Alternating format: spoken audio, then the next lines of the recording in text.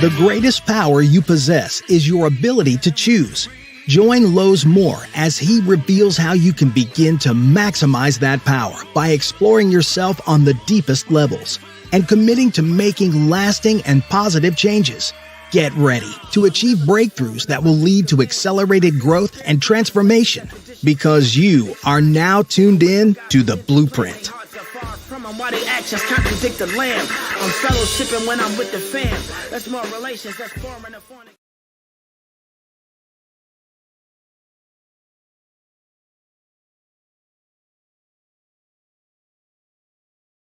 Appreciate it. You know my brother? My God. Absolutely. Yes, sir. Oh, man. Nice, That's brother. big time. I am honored to be having this conversation with you today. For those of you who don't know, this is Anthony Ianni, my college teammate.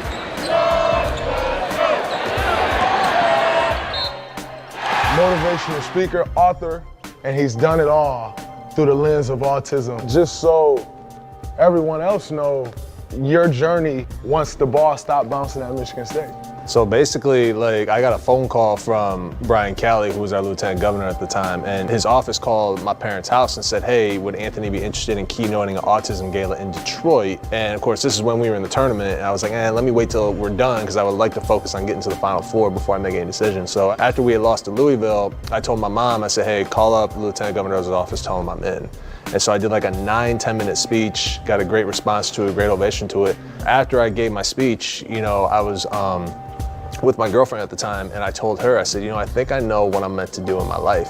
And when she asked me, what do you mean? I said, well, let me ask you this. Other than Temple Grandin, who's one of the most famous individuals in the world with autism, I said, can you name me somebody else in the autism community like that, who people in that community look up to as a role model, as an inspiration, as an icon? And she couldn't name anybody, and that's when I said to her, I'm gonna go be that person. Every person that doubted me, that was just like throwing fuel on my fire. And then you go on to give speeches all over. You become a motivational speaker.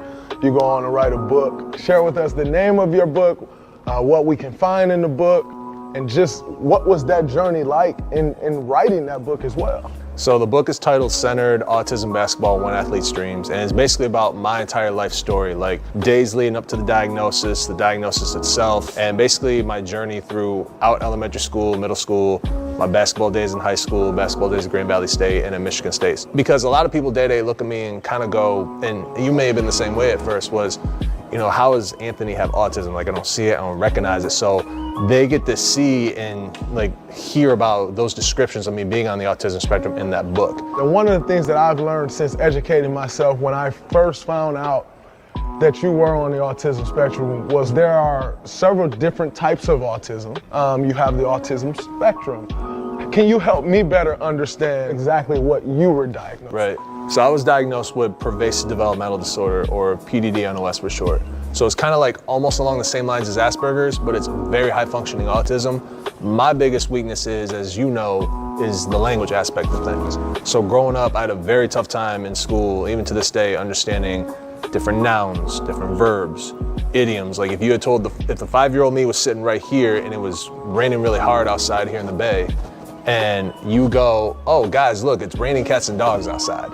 The 5-year-old me would have legit ran down these stairs out that exit door, actually thinking a cat or a dog was going to fall from the sky. And there's over 5.5 million people in our country with autism. But what all 5.5 million people have in common is they all have really great, unique traits that nobody else could even do. I still remember all my 6th grade basketball stats, but that's me on the spectrum, man. A lot of intensity. Where are we as a country, as a world, in number one, our understanding of autism, and where do we need to go? Compared to where we were 15 years ago, we are in a much better spot, because the awareness is out there. People are very aware of what's going on. As far as resources go, there are more nonprofits out there. There's more ABA therapies and treatments for individuals with autism, whereas me growing up, I didn't have any of that. But I think the biggest thing today is the acceptance piece. And I know the autism community is very divided on that, because some people say that we have the acceptance, some people like myself think we don't, because the way society looks at us is that you mention the word autism and society immediately thinks of a label.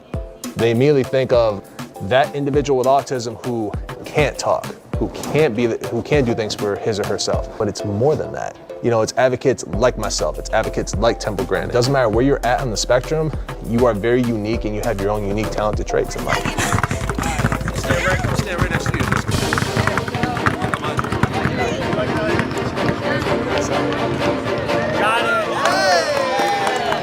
It's on us to continue to tell these stories. I think it's on us to continue to raise this awareness.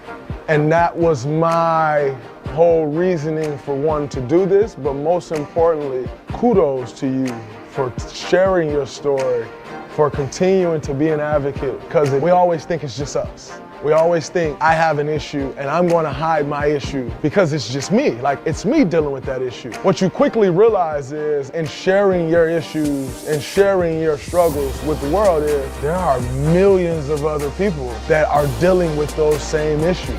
Over here, 1, 2, 3. 1, 2, 3. I want to say thank you for the opportunity. Thank you for coming out here, and thank you for all that you've done with autism, because it's an incredible thing. No, bro, I should be thanking you, because your understanding of me and how much this means to you, I can't thank you enough. Learning, here's my guy right here. Learn.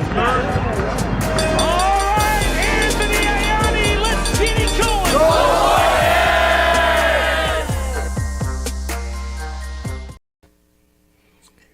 Man, awesome, man. I just wanted to keep you guys aware that this month is Autism Acceptance Month, as well as awareness. Some feel that a lot of people are not aware. So we don't want you to go away this month, right, and not be aware, right, that autism exists. And on many different spectrums, and I was sharing last week. I want to say thank you. First of all, I want to say thank you to each and every one of you. Welcome back to the Blueprint, right? I just thought it was so important just to start out with the autism piece. And I want to thank my godsons from last week, Trevor Archer from last week, being here in person on the show. And I want to thank my, my godson, Mikey Jiggets, his video, and my wife and I had a moment talking about special needs, particularly special needs kids and adults. And I want to say thank you to each and every one of you for your support last week. Let's keep this awareness. Let's everybody know. If you've seen this and you've seen my interview last week, right, and Jerry Green and his teammate, that there are people with special needs out there, and that there are people, that God has blessed with special situations, and we want to salute special parents. And we think the parents of special needs kids are superheroes.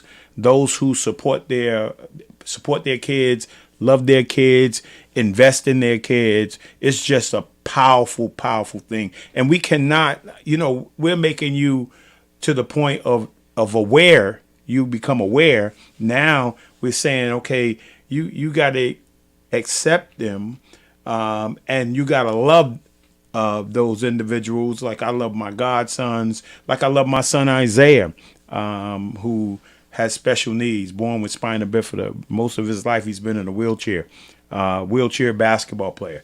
So, yeah, I mean, just, after this month, let us not forget, right, that there are people out there with all kind of little things that are going on. We've been celebrating and making aware. Every month there's something.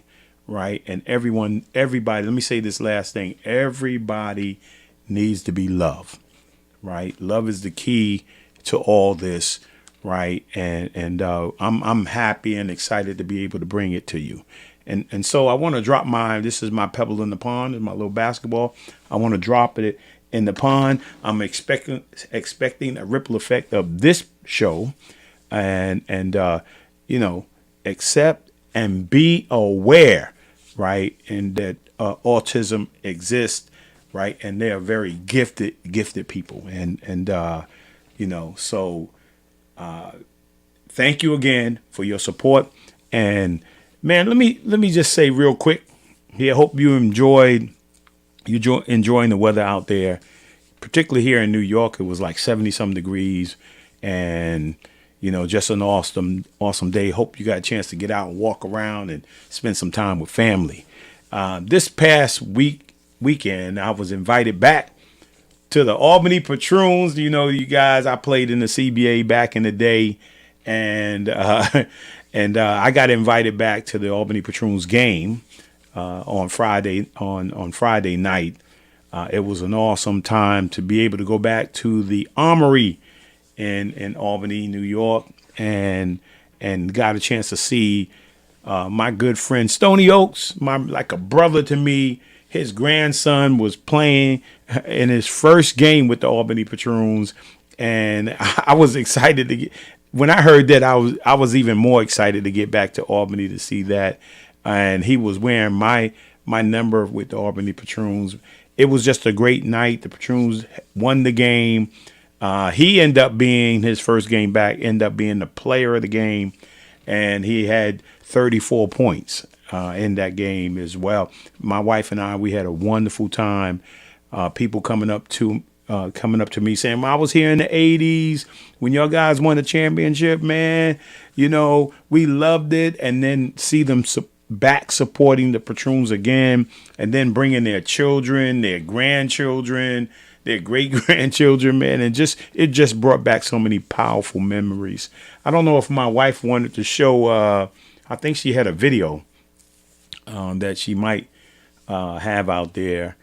We probably can show it right now before we get rolling here.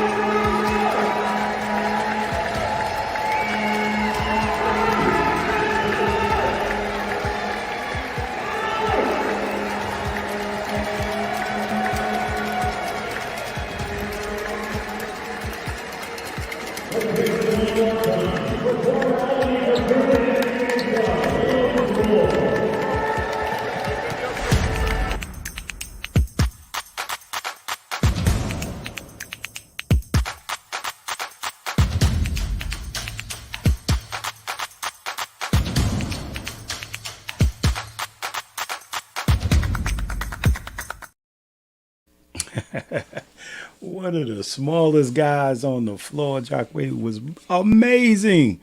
Right, 34 points, man, in that game. First game with the Albany Patroons, and then he showed out. So it was a great time. I want to say thank you to my man, Rocky. I want to say thank you to my former teammate and coach, Derek Rowland.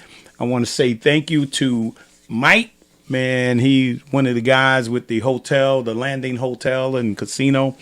Yeah, it was a great time. They showed me so much appreciation, And I want to say thank you to everybody, and thanks to my wife for putting all that together. We got a night out, and we got to hang out in the hotel, and we got to come back home on Saturday, and then we had the opportunity of marrying a wonderful couple, Rick and Elizabeth. We got the chance to marry them on yesterday, man. So it was a full weekend, right? And then we're back here at the Blueprint Podcast. So let's get rolling. Here, I want to start with my book of the week.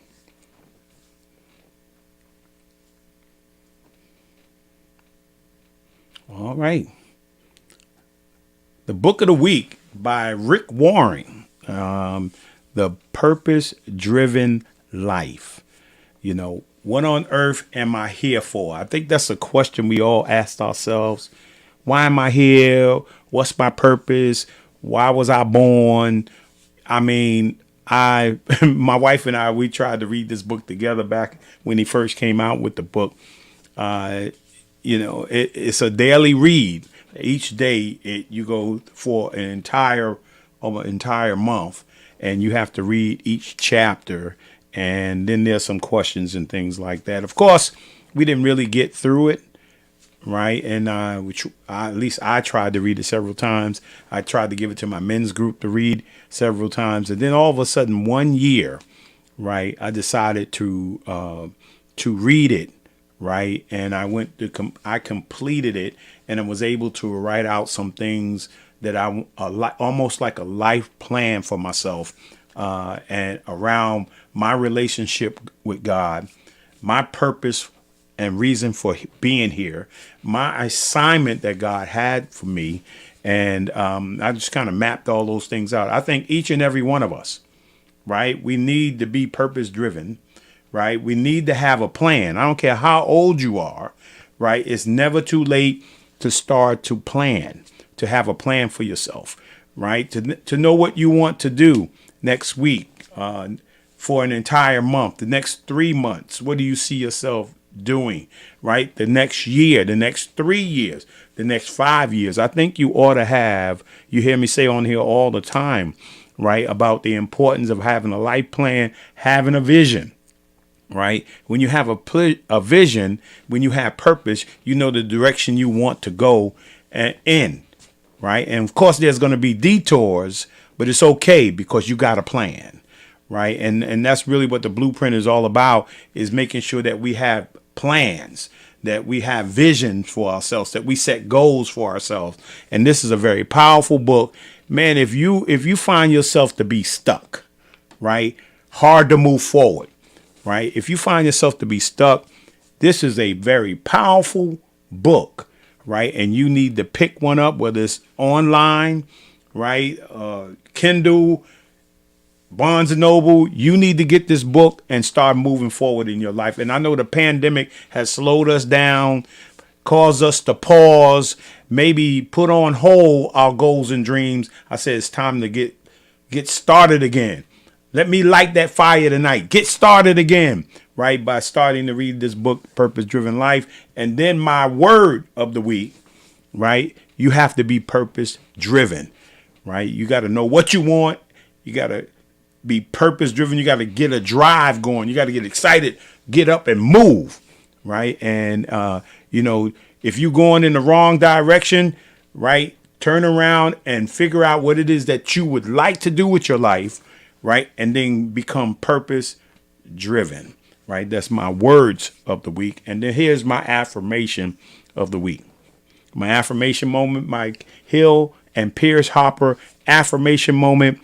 Be strong, but not rude. Be kind, but not weak. Be bold, but not a bully, but don't bully. Be humble, but not shy. Be proud, but not arrogant. Right? That's my affirmation, Hill Harper and Pierce Harper affirmation moment. And here's my music, right? My music and my movie of the week. I don't know if you guys remember the soundtrack from The Prince of Egypt, the animation movie, right? Kirk Franklin and a number of other people were on this soundtrack. Wonderful soundtrack, hard to find. You can find some songs on YouTube, right? And one of my favorite songs on the soundtrack is "Let My People Go," and then I love animation, so DreamWorks put The Prince of Egypt together, and man, wonderful movie. You know, talking about Moses, right? Moses, if you think about it, Moses was purpose. Once God gave him an assignment, he was purpose driven, right? Once you get that assignment, you got to be purpose driven, and that's my music and my movie of the week. And here's my person of the week, right? Happy birthday, 91 years old, James Earl Jones, one of my all-time favorite actors. An amazing voice. Well, you know, of course, we talk about the Lion King, Mufasa, right? And the Lion King, right? And if I can go way back, there was a movie out called The River Niger. And he used to say, yeah, and the River Niger. You know, James Earl had that deep voice. He was just an amazing actor, right? We salute him today. Man, I could watch all James Earl's movie. Of course, he was Darth Vader, right, in Star Wars and many others. You know, Bingo Long, traveling baseball team. You know, just so many of them. Just an amazing actor, man. We salute him today on the Blueprint Podcast. And then shout out got a heavenly birthday to my sister Evelina. Man, we truly miss you. We're thankful, man, that your daughter, we get to see your daughter and her lovely husband, and we get to see your grandchildren. And man, I always get to see, when I see them, man, your granddaughter, man, she looks exactly like you. It's almost scary, right? But I love talking to her, love having conversations with both of them, and just amazing. So happily heavenly birthday. And then to my sister Debbie, you know, God bless you. Happy birthday, right? And I wish you many, many more. And I think we got one more here, right? Oh, my sister Dee Dee, right? That's my wife's lovely sister Dee Dee. Her birthday. Happy birthday, Dee Dee. It was yesterday. I think it was yesterday or the day before, 4/26, because today is the 28th. But happy birthday. We just got to share a moment with her a few minutes ago before I came down to do the show. So happy birthday, Dee Dee, and many, many more. I mean, I think you guys are heading towards the 60 mark, right? We're getting ready for everybody for 60. My sister, my youngest sister, next year. You know, Dee Dee next year. Boy, they're going to be 60. Man, we're going to be looking forward. We're going to be having a good time celebrating next year. So let's get rolling. I don't think I have anything else, but let's get rolling. I want to bring on my guest for this evening, right? My former teammate, Jan Van Bredikoff, right? And he's feeling a little under the weather, so you got to be a little patient with him. But we were teammates back in the day, right? And man, he's like a basketball player, man. Back in the day, you know, when you got sick, coach didn't really care. Fans didn't really care, right? Your job was to get on that floor and play, right? And so Jan was spent his time in urgent care, but he's made it home to be on the podcast tonight. So please be patient. Jan, welcome to the Blueprint Podcast. I'm glad to be here, Lois. I was under the weather. I remember Michael Jordan had a great game when everybody said he was sick, and I think it was against Utah, and he had this great game, and everybody said, wow, you know, it pays to be sick. So maybe I could have a great interview here being sick, and you'll bring out the best of me. Yeah, that's the flu game where they carried him to the bench, carried him out the bus, carried him in the locker room, carried him to the bench, man, and then he scored 40-some points. See, yeah, we're going to have that kind of interview. That'd be awesome. Oh, man. Yeah. So Jan, man, you know, it's crazy. Let me just say this, how crazy God works, right? So I have to kind of tell you this, you know, many of you, I guess if you go way back, I had Earl Tatum on the show, My good friend Earl Tatum played with at Mount Vernon High School, played for Marquette University, and ended up getting drafted by the Lakers, played for the Celtics, Cleveland Cavaliers, and Earl had that sweet jump shot. And I also had Rudy Hackett on the show at the same time. He was out in California, and I had both of them on. So Jan is calling around, right? Jan is calling around, and somehow he got in touch with Earl, and Earl called me. I think Jan was looking for Rudy, and they started talking about other players, and then they mentioned my name, and then Jan said, "Yeah, I know Lowe's, man.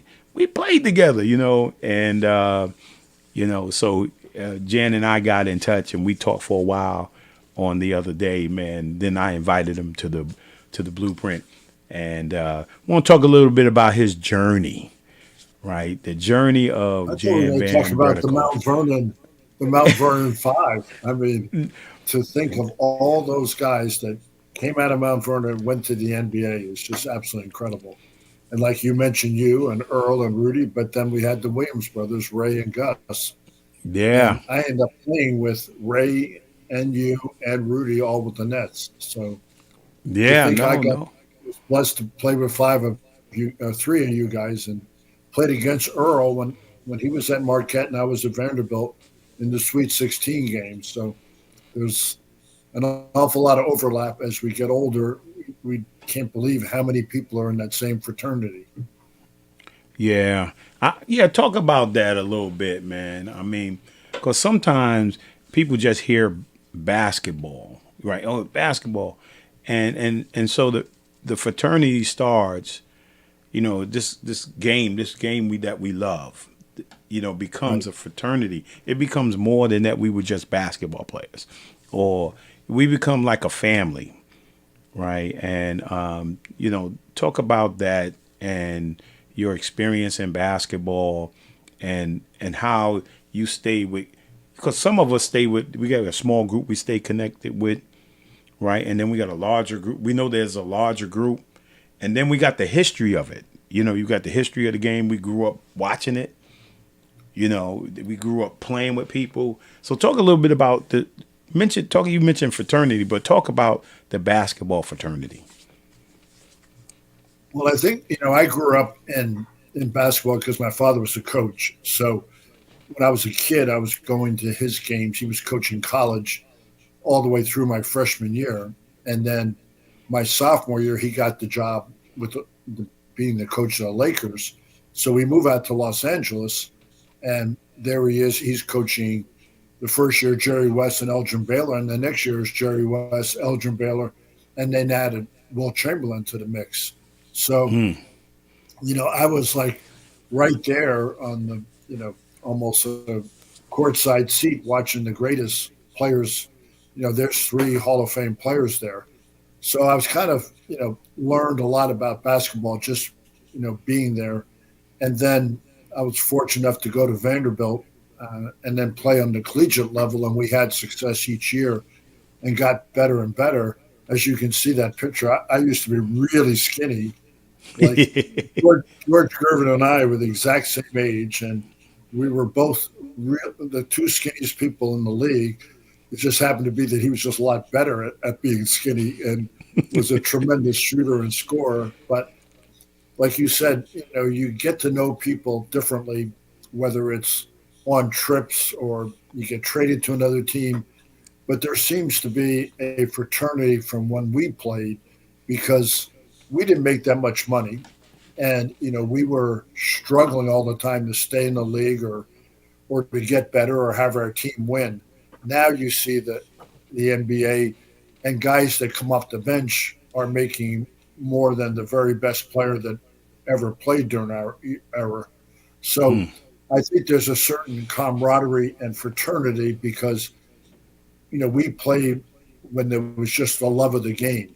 Now, yes, we did get paid and we got a decent salary, but, there's that love of the game and camaraderie and winning was so important. Now it seems like with the NIL infiltrating into college, they're getting paid in college. And, there's that more me mentality. And then when you're in the NBA, guys are, promoting themselves or having people promote them, and the team is not nearly as functional as it was back when we played. Yeah, I mean, and one time I was telling somebody the other day. I think when we were at the wedding, I was telling somebody the other day when I went back to West Virginia, right? And I told them the story. Like they built a new $35 million practice facility at West Virginia, and so I walk in, and I mean it's all like Las Vegas. It's like all the special stuff. Game rooms. Snack rooms. I mean, everything you could, weight room. I mean, everything you could think about. Gym, the size of the same thing as in the Coliseum. And so they take me into the locker room. As I go in the locker room, there's on the wall, there's all the jerseys of the former players, right? And I'm walking by, I see my jersey, so forth, and I come in. And then my wife said, water therapy, water therapy, all that stuff. And so you can 24-hour a day, you had access to the gym, to the practice facility, 24 hours. Just put your card in and go in. So I walk in, and there's a couple of players there, right?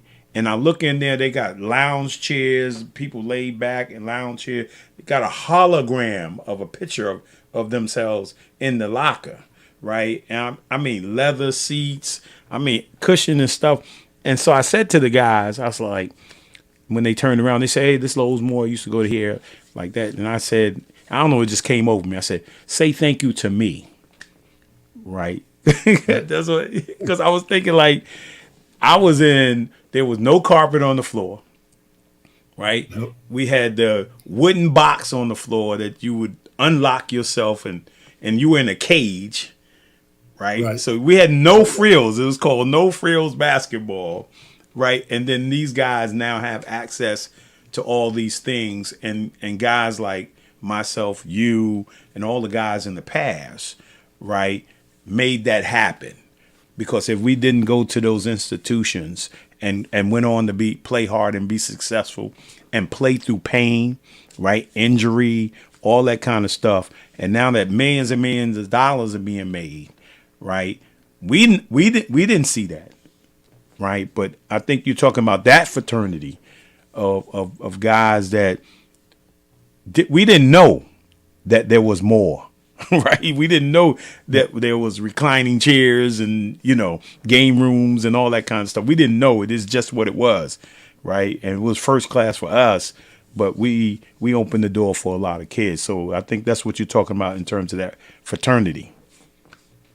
Yeah, I think I remember back in the day, my father was coaching, and I remember he had a job, and I think he made $11,000, and he got a job to go from Lafayette to Hofstra, and that was $12,000. So he got a raise of $1,000, and we moved all the way from one school to another because of $1,000, but there were similar schools as far as the same level. And I remember John Havlicek, who was obviously a great one for the Celtics, wanted to raise, and I think he wanted $1,000 or $2,000, and the Celtics were hardballing him. And he said, okay, well, then I'm going to go try out with the Cleveland Browns as a wide receiver. So when you think of what people did back in the day to just make ends meet was a lot. And guys were, like I said, I think we all have that fraternity because we look at the new wave and say, oh, gee, they're really unbelievable. And then they go, don't you wish you were playing now instead of back then? Because just think how much money you'd make. And I said, yeah, that'd be great making more money, but I'm not good enough to play today. I mean, the level of what these guys can do individually with the ball and create their own shot and get into traffic and negotiate and make unbelievable decisions.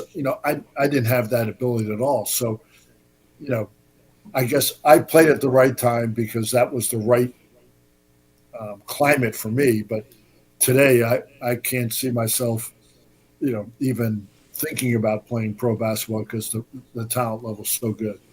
Yeah, the talent level is amazing. But they stand on our shoulders. As you just keep standing on shoulders until you get what you have today. I mean, you go from you had the opportunity. I want to say this before I say this. You had a very you. I watched Wilt Chamberlain, Jerry West, Elgin Baylor on a black and white television. And only maybe on tape delay, and maybe once a week. And that was the same thing for college basketball as well, right? Right. But you got, along with your dad, man, you got a chance to in live and in color, right? When you talk about, how old were you when Jerry West, Elgin Baylor, and Wilt was playing? Well, it was my sophomore year when he got the job, and And you so was in high school. yeah, 16 years old, and we moved there, and they went to the finals against the Boston Celtics, and that's when Russell and was winning every year, and they lost in 6 games my sophomore year. So the owner said, "Okay, well, in order for us to beat the Celtics, we got to get one more player," and he went out and got Will Chamberlain, and that was my junior year. So the Lakers have the best record during the season. You get home court advantage, and they go against the Celtics, and both teams won. Held serve at their home court, so they were. It goes 3-3, and Game 7 is back in the fabulous form, as it was called, and everybody expected the Lakers to win because they had the best team, and the game just goes, and the Celtics get ahead, and they led like from start to finish, and then all of a sudden they end up winning by 2 or 3 points. But Will Chamberlain got hurt in the fourth quarter and asked to come out. So while he's out, the Lakers made a run and cut it to 1 with about a little over a minute to go. And then Chamberlain said, "I want to go back in now." And at that stage, it was like, okay, now you break the rhythm and put Wilt back in, or you keep going the way they were. He made the decision to not put Wilt back in.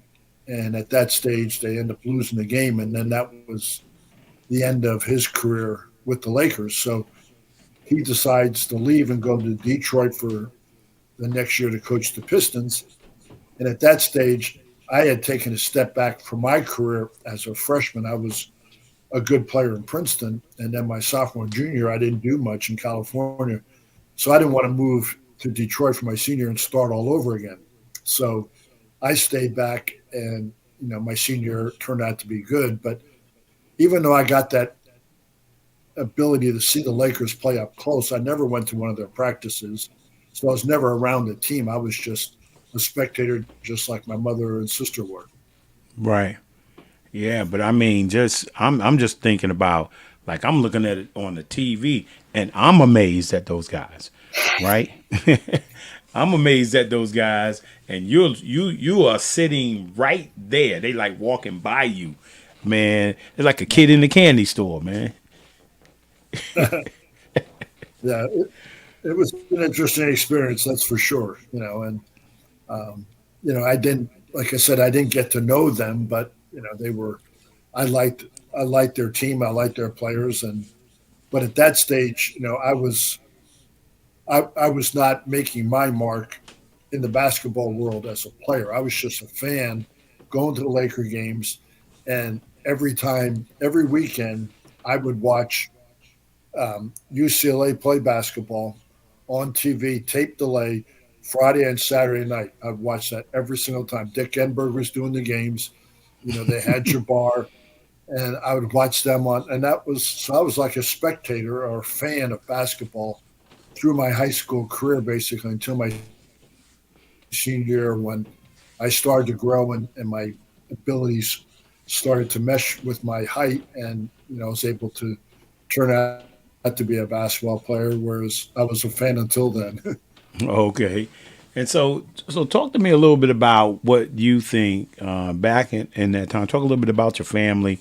Talk about your mom, your dad, and your mom, and your siblings, and what you think they contribute in regards to the importance of family and the importance of education, and maybe around the importance of faith. Talk a little bit about that.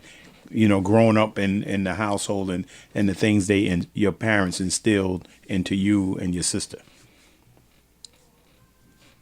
Boy, that was an easy question as far as length, but my answer could be really long. I think that Okay.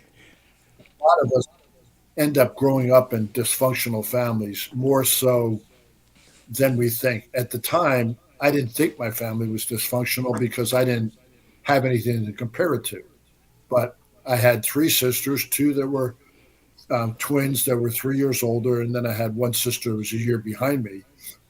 My dad was a basketball coach, and my mom, taught art in school, and we just everybody kind of did their own thing. My father, like I said, coached, and my mother taught, and but we didn't have that family dinner like a lot of families did, and because my father would come home later, and then as far as faith, we didn't have that. It was a family that on Sunday we just Sundays a sports day. There's always something on TV, whether it's a basketball game, football, baseball, or it's tennis or golf.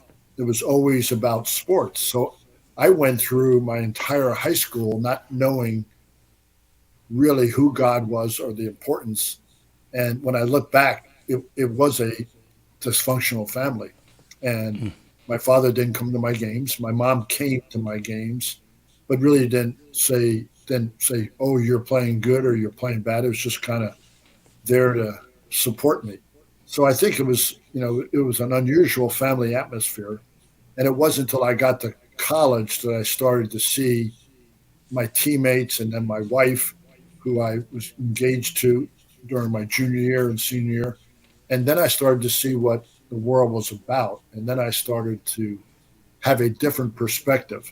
So I was kind of lived in a bubble when I was my first 18 years. And fortunately, I started to see the world through different eyes. And I was appreciative of that. But I didn't realize the dysfunctionality or it wasn't a broken home, but it wasn't a comfortable home where, we were supportive of each other. Yeah. Was And that more? Was that more than you yeah, bargained for? yeah. Well, yeah, that was a little bit more than I bargained for, but it was good though, Right. because I found out through the blueprint over these last 3 or 4 years, that there's some people that grow up in some very special home life, Right. right? And I learned that there are some people that didn't. They grew up in dysfunctional situations, but they somewhere down the line, either somebody motivated them, somebody inspired them, to move on and find whatever it is, the gifting or purpose that God gave them, or had for them, and they started to aspire to do different things, and they went on to go on to be successful in spite of that, right? In spite of tragedies, issues, all Yes. kinds of things. So, yeah. So even in my book, From the Boys and Girls Club to the NBA, Life on the Narrow Road, my first chapter talks about family, right? And I was mentioning that some aspects of your family are functional parts, and some are dysfunctional, but they're still our family, and we still love them, right? In spite of all that, Right. right? We still learn to learn to manage to get through it, and that's kind of what the blueprint is all about. People out there may find themselves to be in your situation, and they may be stuck, right? They may not know even how to handle it, right? But hearing you speak about it, right? Maybe they could either learn a little bit about how to navigate through their whatever their experiences at the time, and that they're not the only ones who's going through it or who've gone through it. I think I agree with that, and I think at my time, not realizing the dysfunctionality of this, or how I was different than the others, my sisters and my mom and dad. I think that I didn't know about God at that particular time, because my mother and father didn't go to church and didn't ever talk about that. But I feel as though, God was in my life because he protected me from their way of life and the way they did things. And also, he protected me for not being bitter or not being resentful. So even though things, I didn't get favor like my sisters did or whatever, I didn't have bitterness. I didn't have hatred. I just, tried to do what I thought was right, become as good a son as I could be and brother, and then as good as I could be in sports and academics. But the one positive thing I can say about my father, and I tell that to students that I'm teaching now who seem to think education is not as important, is that I got all good grades all through eighth grade, like most people do. And then you get in high school and it gets a lot harder when you start writing essays and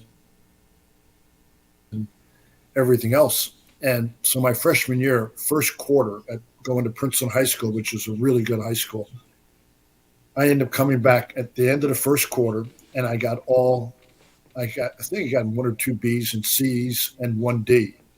And I had all A's and B's up until this point. And my parents never asked me about homework because I always got A's and B's and had no problems. So my sisters come home and they get good grades and they start bragging about how good their grades are. And I have a bad report card. I'm like hoping, like, God, would they stop talking so much? Because somewhere along the line, somebody's going to say, oh, well, how are your grades? And sure enough, they did. My father saw my report card. So we lived in an apartment in Princeton. He walks me outside of the apartment by the front door to the side.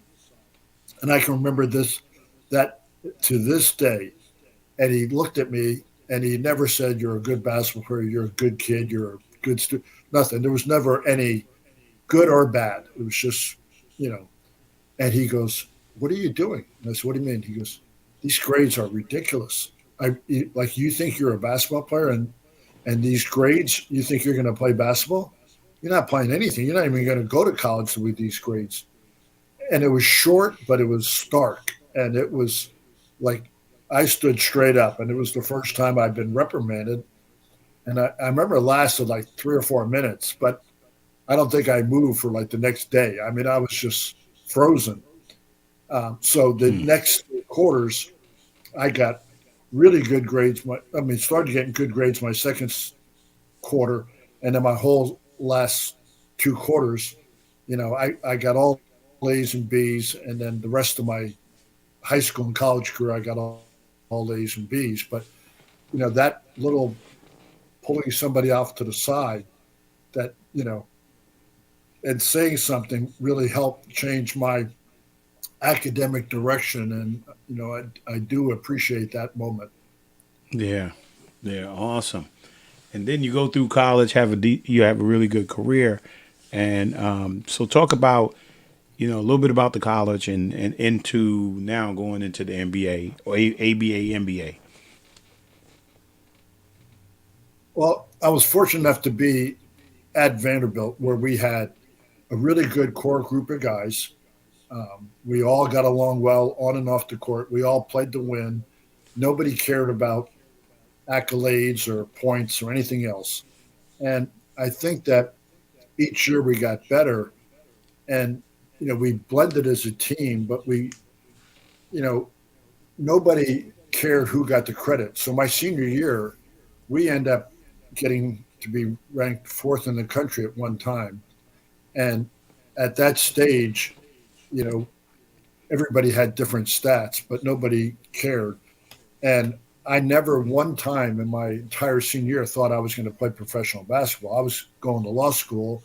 I got good grades. I always wanted to be a lawyer. Never thought I could play at that level because I was so skinny. And all of a sudden at the end of the year, I'm being invited to these different all-star games, to be basically seen by general managers and scouts from the NBA.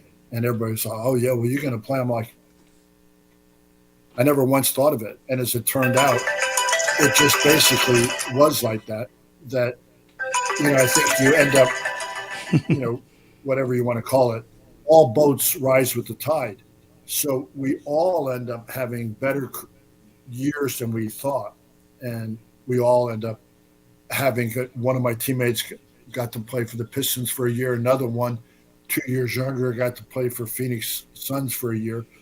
But I think it was that team environment is what made that I was part of.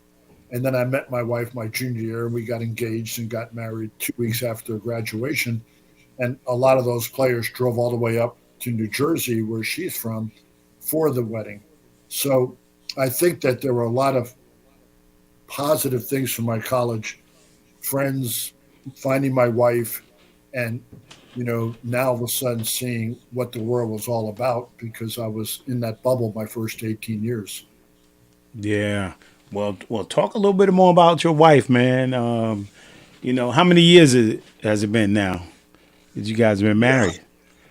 I mean, it's going to be in June 2nd, it'll be 50 years. Woo! 50 years. I mean, this year we all. You want me to bring her on now, and you can see and she can extol my virtues? Yeah. Let me see. Where's your wife at? Let me see. I bet. Did I meet her when we was with the Nets? Yeah, you would. I did. Hey, Betty, I did. She'll be coming here in a second.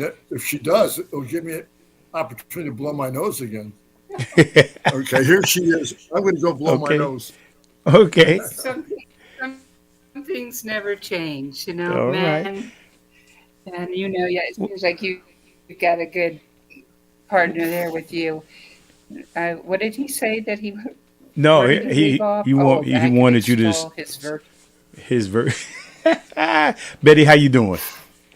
Congratulations on 50 years. I'm doing all right. Yeah. There aren't too many witches that make it that long. It's a tough business to stay married. Yeah, my wife and I are gonna be moving. Yeah, but you talking about like you guys are juniors in college when you got engaged. That's special all by itself. Exactly. Wow. It was, and it's been a special journey, and it has been a journey. Yeah. I came from a small town in New Jersey. Typical, the opposite of Jan's family. We ate dinner and we went to church, and never missed confession. I grew up Catholic, and when I met Jan, I didn't know about his faith background, but he did go to church with me. But it was more like reading black words on white paper. He didn't know what he was saying or doing until I'd say about 6 years ago. He joined a group of Fellowship of Christian Athletes, and then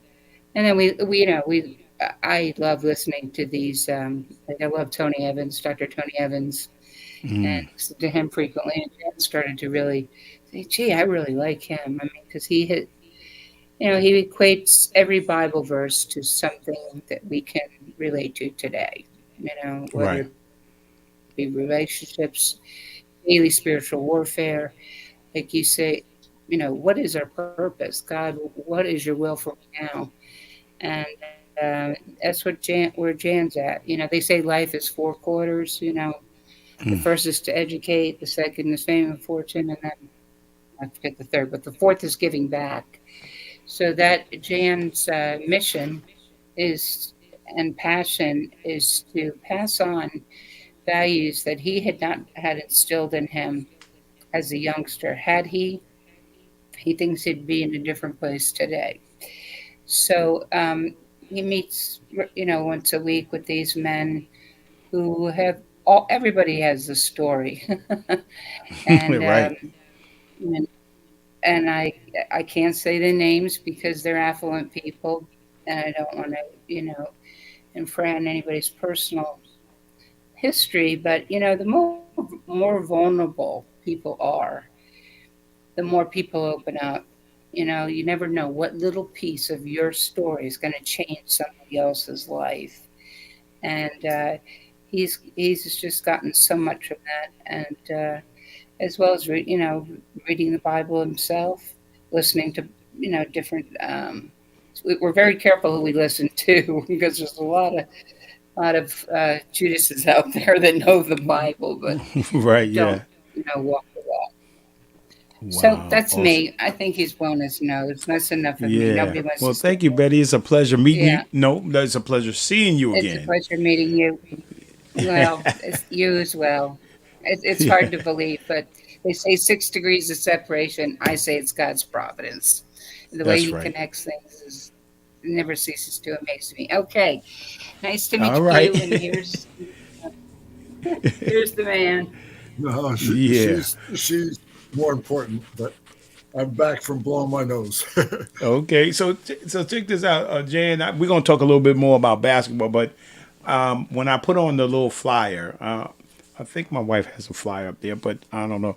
For tonight, I put Jan Van Bredikoff, The Journey, right? And we were having a discussion on yesterday. One of the questions the other day, you asked me a question. You said, well, how long have you known or had a relationship with God?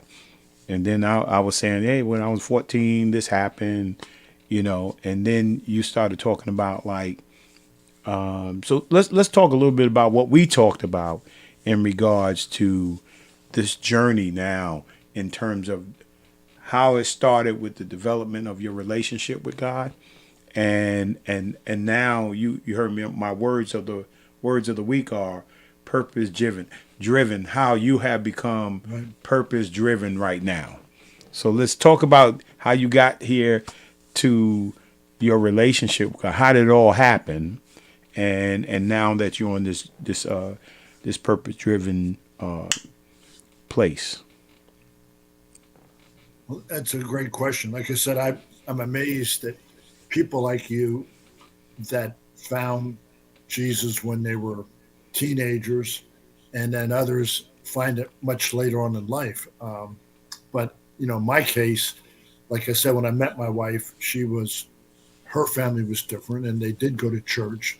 So I started going to church, and I thought I was being a good Christian, living the right way, and going to church, but not really understanding the true purpose of my life or anybody else's life.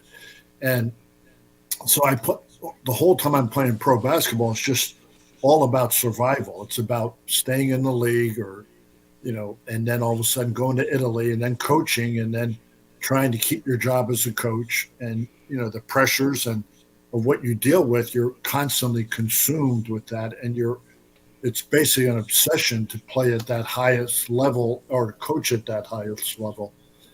And then I started, doing clinics and camps and travel teams, etc. But I didn't have any fulfillment. So it was one day I just said, we had moved back to Florida, and I just started thinking about my life. And I said, my life was about me and trying to keep up with the Joneses, keep my job, whether it's playing or coaching. And I really didn't think of other people except for, my days at Vanderbilt, and I had 2 years at Pepperdine where I thought I really lived the right way and started to understand people and being that servant leader. But it was 6 or 7 years ago when we moved back here. One day I just got on my knees and prayed and started crying.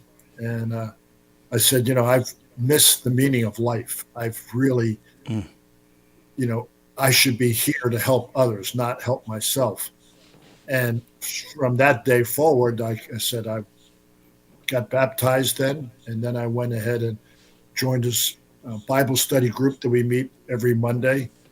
And I started reading the Bible, listening to all these different sermons. And now all of a sudden, everything looks so much different now to me. And like I've written 75 chapters on all sorts of different parts of what our life should be about. And my whole platform is serving others. So I really feel blessed that I'm here now. I just wish it was a lot sooner and that I wasn't so narrow minded and, looking at things based on a finite situation. Every game that I played or coached had a finite outcome. You either won or you lost, and you were defined by that, or at least I was defined myself by that. And then I realized life is infinite, it's eternal. And if you start looking at things differently, you don't look at, well, we lost the game and that's bad. Oh, it's a detour, it's a life lesson, it's an opportunity to grow from it. And so I've seen things so much differently. And like I said, I admire you for having the focus and having that heart for so long now. And I feel like I've forgiven myself for not being the type of person, and that was Jesus did that for us. And now I'm here to see what I can do the rest of my life to see if I can make an impact. Yeah. And, it's interesting. You were talking about when we spoke, you were talking about Denzel Washington and being on TikTok, right? And listening to Denzel talk about his faith, talk about God, talk about his experience and how motivated you were by him. If I can share this with you, because I think that all of us, and I said this to you too, that no parts of your life were in vain, right? And we all were sowing seeds, whether it was the physical seeds of telling, or for yourself to get in better shape and to be an example for somebody else. If it was to coach with somebody to tell them they need to eat right, to get sleep, and to work on your body, right? To sow those seeds and water them. Right. Same thing with what your father did for you, even though he didn't give you something spiritually, but he gave you something intellectually, right? He sowed a seed in you, and in that moment, he not only planted the seed, but he watered it. When he said to you, "What are you doing?" Right? And you're not gonna play basketball. You're not doing any of those things. That you need to get your education, right? So that you maybe he didn't, what I'm saying, say that he loved you or so forth and so on, but he sowed a seed and watered it, and you went on to accomplish, whatever you accomplished as an athlete and as a student. So none of that is in vain, right? And now God is giving you an opportunity. Right now, you knew what to do physically, you know what to do mentally, right? And now you've gained a relationship, a spiritual relationship with God that now you're willing to go out and share, right? Now you're going to sow seeds and water. And I love it. And we need, because the Bible says the harvest is plentiful, but the laborers are few. We need laborers for the vineyard. Right. So this is our time, right. Really at a time, a critical time, when you look all around us, we need people like Jan to be able to share his testimony, to sow back into people, to water those seeds that he sows. And it's going to be powerful. And remember, sometimes, we look at time because we function from the place of time. And you look back and say, 50 years of my life, I didn't do this. Right. But in eternity, right, when you function from eternity, next thing you know, you'll say something to somebody now in eternity, and it will expand, and you will touch more people than you ever touched you would have touched in the 50 years, right? Because that's how God works, right? So I'm saying this to you that, man, yeah, go out there, get the book, do the podcast, meet with people, share it. Right, and watch God explode. That's how I feel. And I said that to you the other day. I just think there's an explosion coming on, just the way we met. Right, I mean, you didn't wake up on last week and say, I'm gonna talk to Lowe's more, right? And then I'm gonna be on this podcast. Nope, you just woke up and started on a discovery. I'm trying to discover something. I'm researching, and and God put us together, and here we are today. So yeah, I mean, it's powerful, and I'm excited for you. Well, thank you. I appreciate that. And, because, as I got older and I started to say, like, golly, I wish I had done this or I wish I had done that. And I said, it's never too late to start, as everybody said. And, I read an interesting article on Daryl Strawberry, who a lot of older people like you and I know who Daryl Strawberry is. And what an immense talent he was out of California, and Dwight Gooden was out of Tampa, Florida, and they both come to the Mets and just are awesome baseball players. And when it was all said and done, Strawberry got caught up in all the things that some athletes get in, and he had divorce, he had bankruptcy, he had drugs, he was in prison.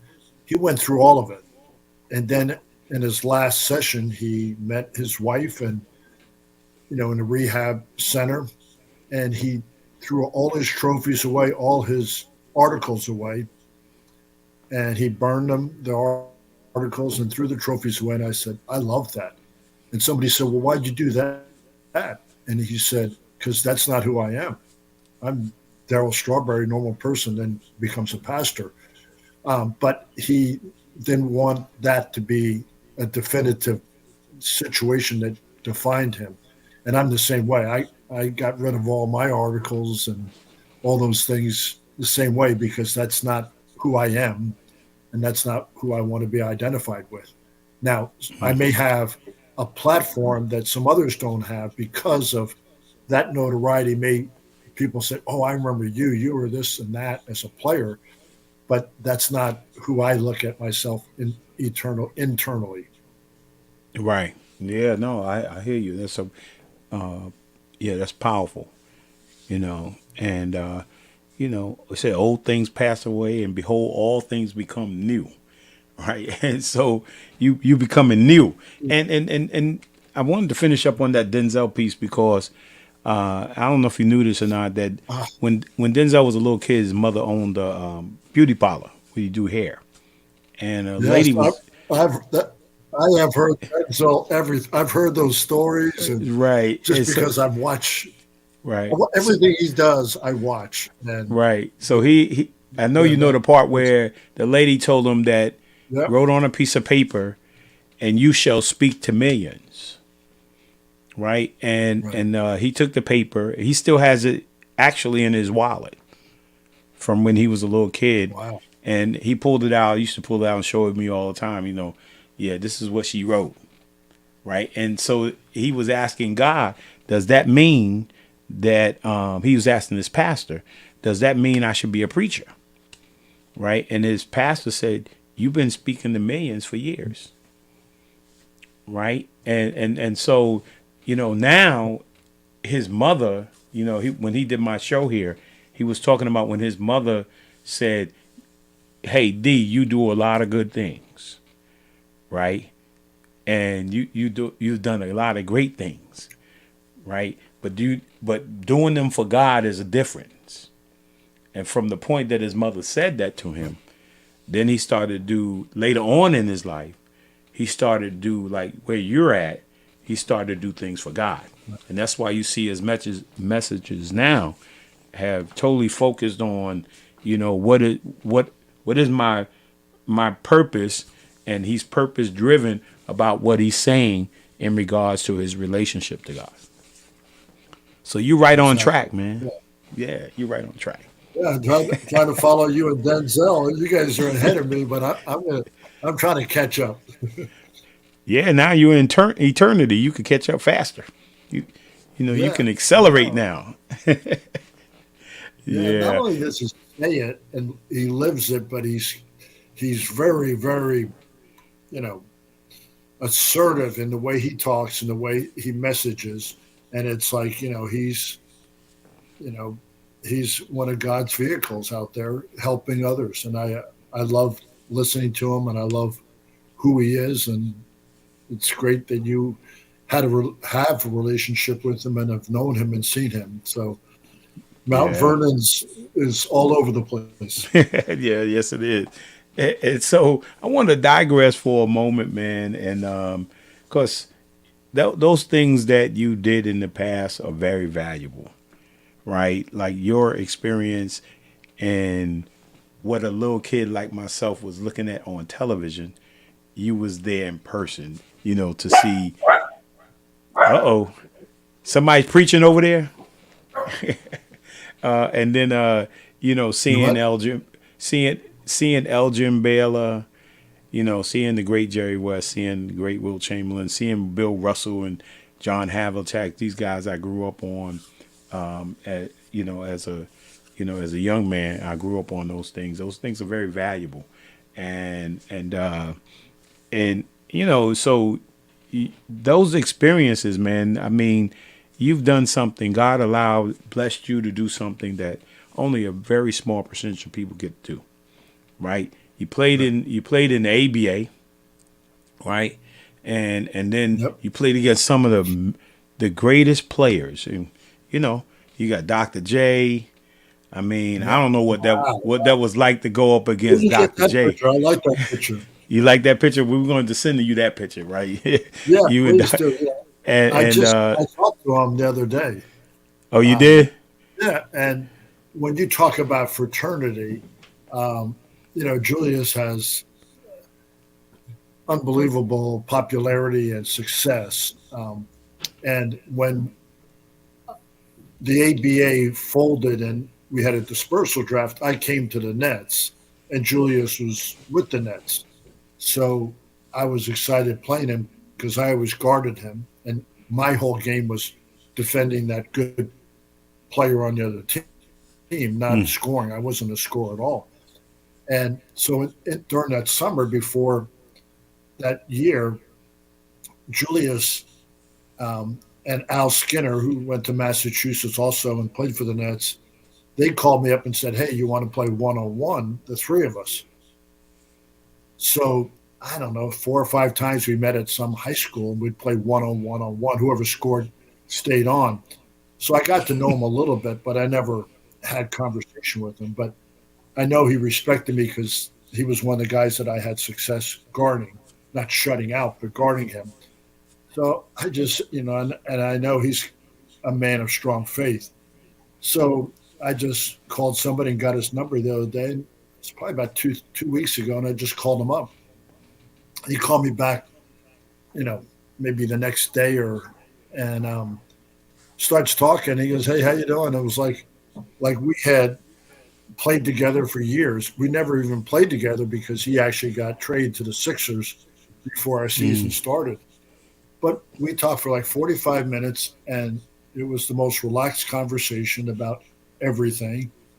And, that's just like an incredible part of that, like you said, fraternity and respect we had for each other. But he's a tremendous human being, obviously a great player, but, he's got a big heart, and I love him. And I know anybody that knows him feels the same way. Yeah. And then We're getting that picture. You're sending that. and then like Marvin Bonds, right?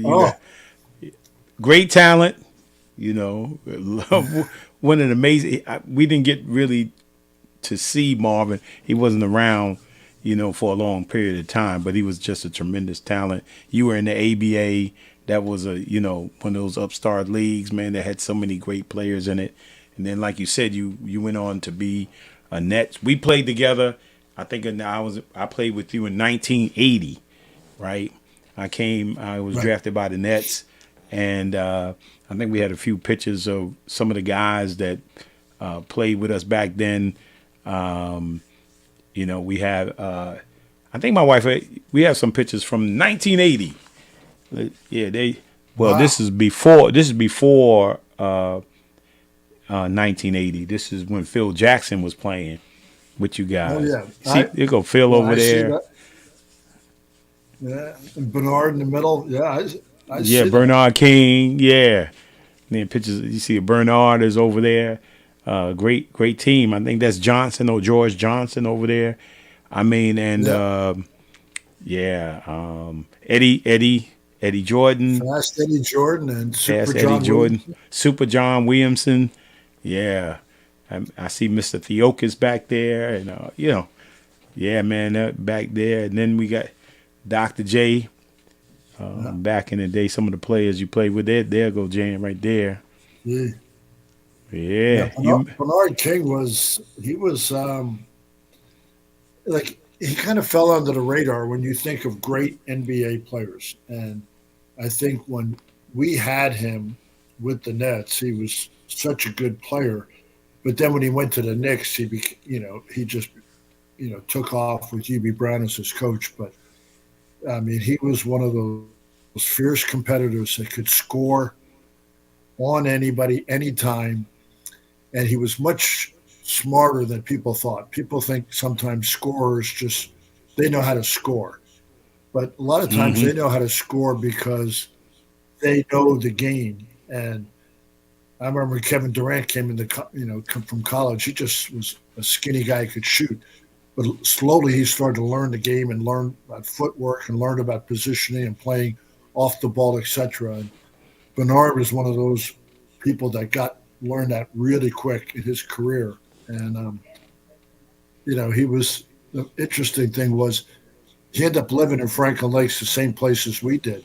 So at the end of my career, I'm going to go over to Italy and play for 2 more years because I wasn't playing much in the NBA. So Bernard called me up and said, "You want to go work out?" And I said, "Sure." He goes, "There's this mountain here in Franklin Lakes. It's a mile and a half up, a mile and a half back down, and then it's about a 440 around the lake.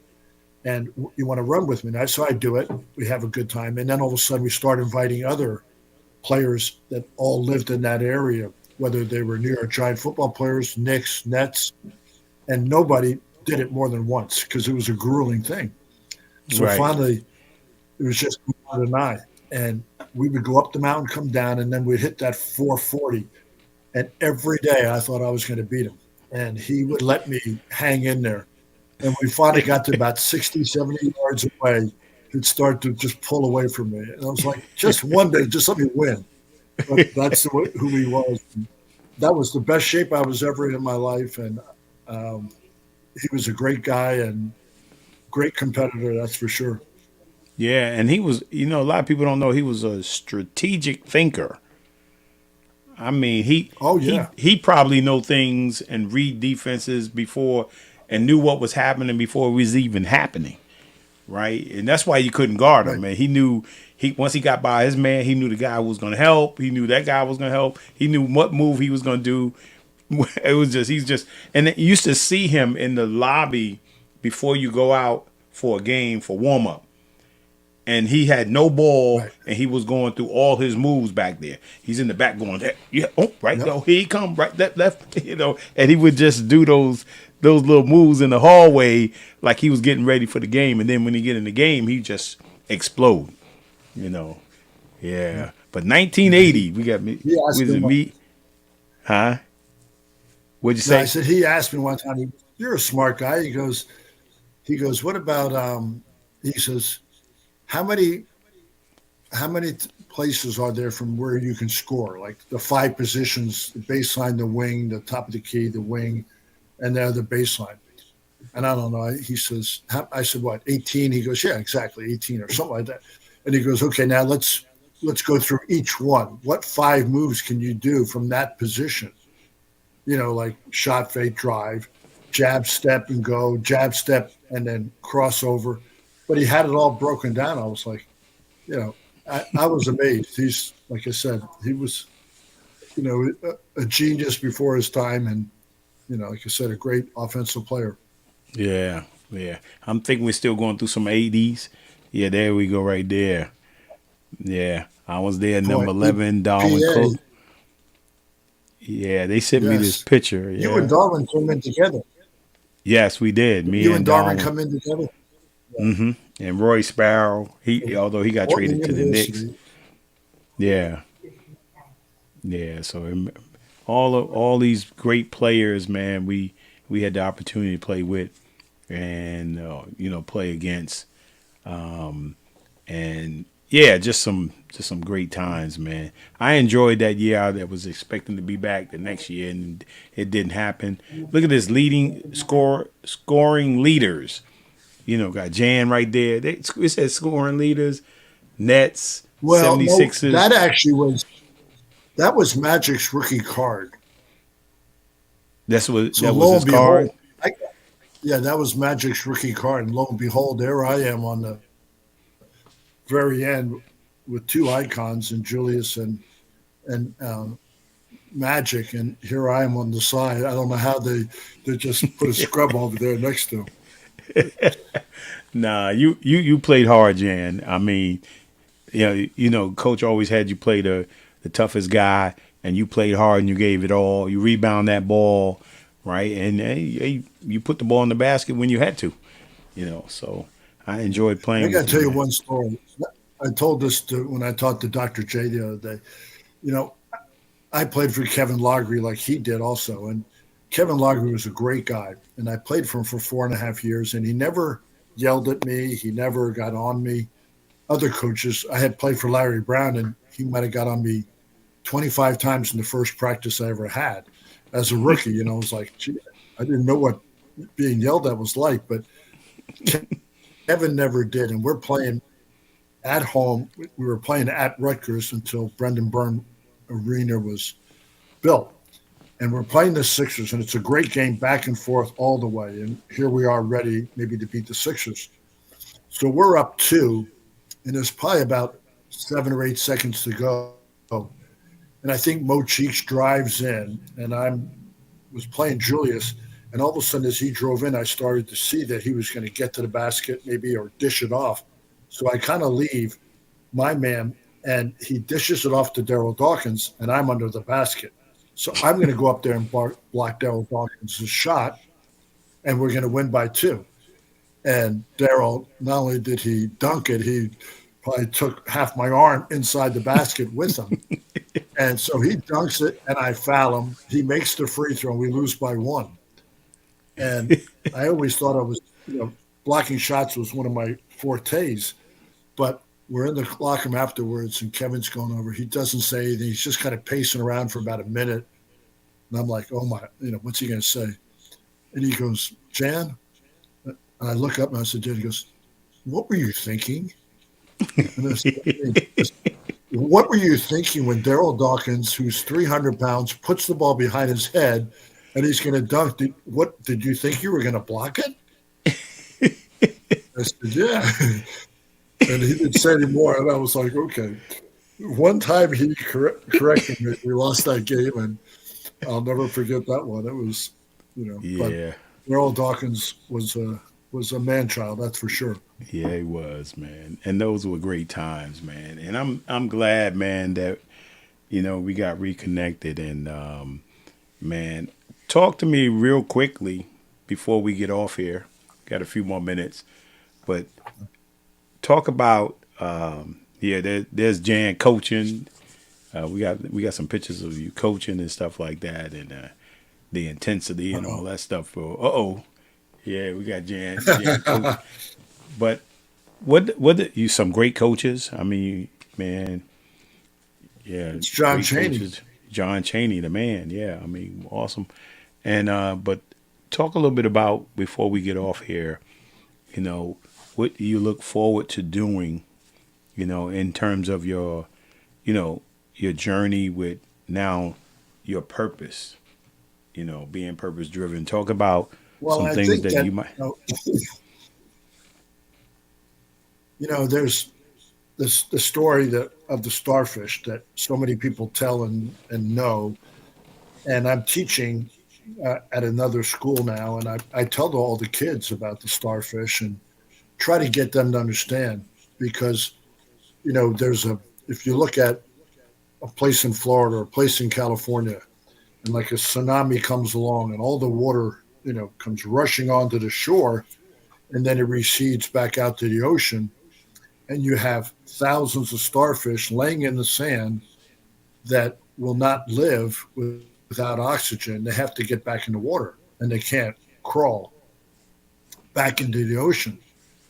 So a man who walks around on the beach all the time goes for his walk, and he sees a kid down there picking up a starfish and throwing it back in, and going to get another starfish and throwing it back in.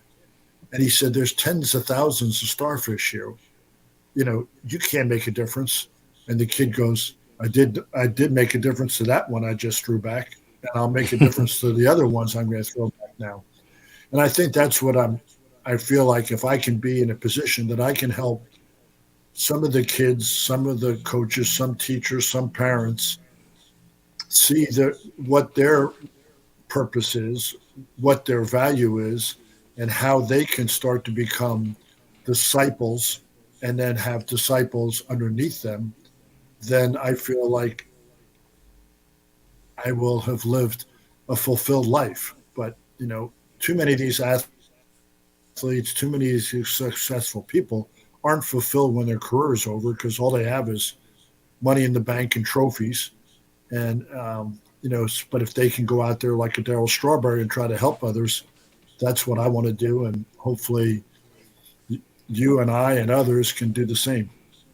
Yeah, and I want you to tell a story about the one of the coaches you mentioned to me the other day that was tough. Was a great coach, but tough on his players and stuff like that. And he found his relationship with God. Talk about what was his coach's name again? Remember, he went back and he called all his players. Oh, Rick Barnes. Rick Barnes.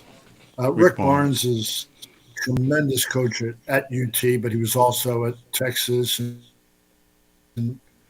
had Kevin Durant, and he was at Clemson and George Mason and Providence. He's had an incredible career. I think he's won 800 games.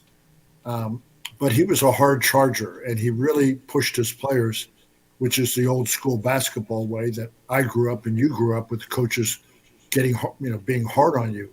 And it was all about the wins. And he finally had kind of a coming to Jesus moment with his family, and they were saying like, hey, you want to get to heaven, you got to change the way you're dealing with other people and your players, and you should start being a servant leader and not a person that's like a dictator that's yelling at them. And he took it to heart, and he went around and called every player that he had coached that he thought he handled incorrectly, or got on them and maybe called them names, and he went out of his way to make amends with each and every one of them. And I thought that was fantastic. So once I heard that, I started picking the phone up and calling some of my players that I thought I was especially hard on. And in some cases, the player responds and says, no, I was a knucklehead. I needed that. And, but I think we all have to go through that period of time where we reflect and try to, make wrongs rights. And that's what I tried to do. That's what Rick did. And I think we all should do that. And the world will be a better place. Yeah, awesome, man.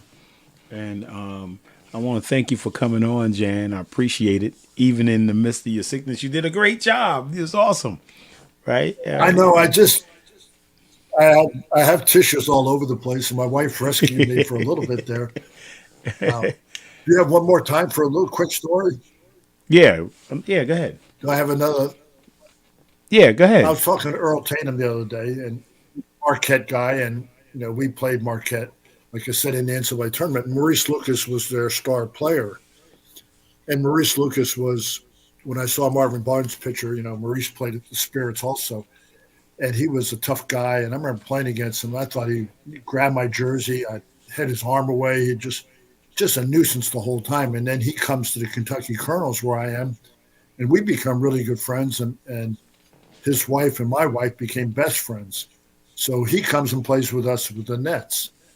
And this big guy that everybody thinks is the enforcer of the league is the toughest guy.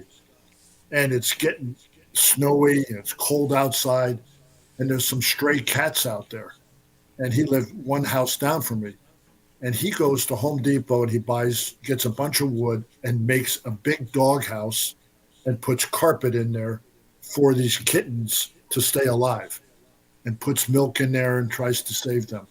I'm like, well, that was like amazing. Here's a guy that most people thought was a bad guy, but inside he had a big heart, and he did right by animals that nobody knew about it other than my wife and I and him. So maybe now a few more people know that Maurice was a great guy and did things for others. Well, I can tell people that, you know, Maurice may act like a bear, Right. but he was really a teddy bear. I mean, Yeah. you know, he didn't want to really fight, but, you know, he put up that persona. He created the brand and the image, and he wanted to be an enforcer for his teammates. You know, he wanted to stand up for his teammates, Yes. and he did a great job at it. But deep down inside, like you said, he had a wonderful heart, just an amazing heart, man. So, Jan, I mean, thank you for coming on, man. You and your wife, thank you for coming on, and I appreciate it. And let's stay in touch. And you know, if you need me in terms of you got to get that book out, right, and you trying to develop the podcast, you know, you got to get on Facebook. You know, you got to get your social media going, right? And I think you're going to get that done too as well. And I'll be praying for you. Look at that. There goes Jan right there, man. Life of Virginia. Yeah, there you go. Oh, you got a lot. You got to have your wife send all these images here. I got to work on that for my new website. Yeah, we got to do that. We're gonna send you some pictures, man. So you can have them, man. We're gonna send them to you. You know. But thank you again, and I'm gonna close out. Hold on for a second. I'm gonna close out here. Again, I want to say thank you. Also, you dropped 47. You dropped 47 today. I know.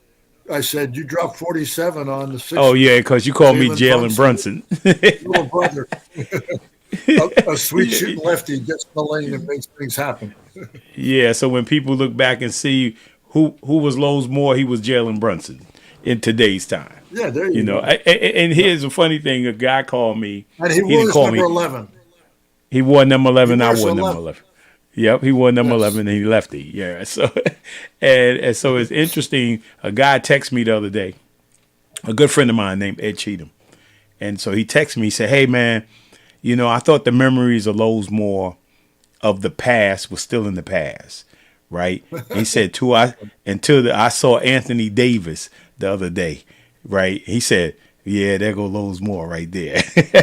I was like, "Man, you thought I was like Anthony Davis?" Yeah, he, you know, because, you know, back when I was in high school and stuff like that, I could jump out the gym. I'd be dunking on people and all that kind of stuff like that. And so he thought Anthony Edwards reminded me of me, you know, back in the day. So, but anyway, hold on for a second. Lefty's at number 11. Yeah. Hold on for a second. Again, thank you guys. Love you. Look forward to seeing you guys next week. Thank you for your support of the Blueprint Podcast. If you don't mind going to Facebook, Lowe's Moore the Blueprint on Facebook, and like. And then if you don't mind going on to Lowe's Moore the Blueprint on YouTube, and you can like and subscribe. And don't forget, the Blueprint Podcast is also on PNN, you know, the Phoenix Network, and also Roku, and also Fire Stick, right? You can find me there as well. Man, God bless you. I look forward to seeing you next week. And I always say, if God allow you to wake up tomorrow, make tomorrow your masterpiece. That's from John Wooden. God bless you and good night. We really hope you enjoyed this episode of Lowe's Moore, the Blueprint Podcast. Stay connected and follow us at our website, www.lowesmore.com. That's LOWESMOORE.com. You can also join the discussion on Twitter at Lowe's Moore and on Facebook at Lowe's Moore Jr. As always, thank you for pushing your mindset towards a better reality. This concludes the most thought-provoking portion of your day. Don't forget to like and subscribe to this podcast to stay fully up to date with everything we're up to. Until next time, be kind to yourself and each other. What they teaching is a joke. I ain't buying it like I'm broke. Insufficient funds for insignificant. And go with comfort that will knock you out. Try